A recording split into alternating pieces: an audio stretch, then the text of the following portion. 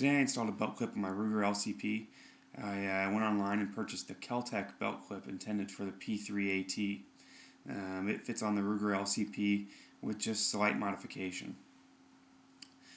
As you can see out of the box, the belt clip does not align perfectly with the pin in the back of the frame of the LCP. So the first step, what I did is I took a couple pairs of pliers and just bent out the kind of the tabs on the back of the belt clip a little bit, just to get that hole a little bit closer lined up with the hole on the LCP.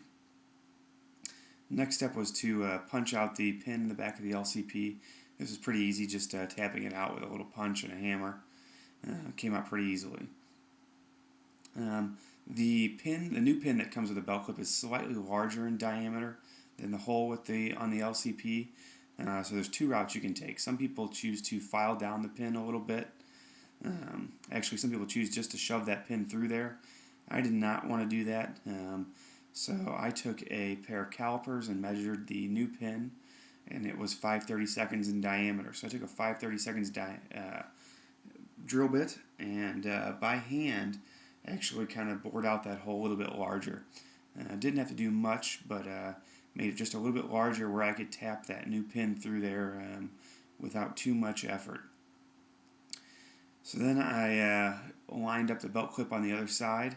It still wasn't perfect, but it was close. It was close enough to get the Allen screw lined up with it to the point where it would thread into there. And so using the Allen wrench, I was able to tighten that screw down. As I was doing that, it pulled it straight, and actually it was pulling the belt clip more snug onto the back of the frame. And so it was bending out the tabs a little further for me. So in the end, it was pretty easy.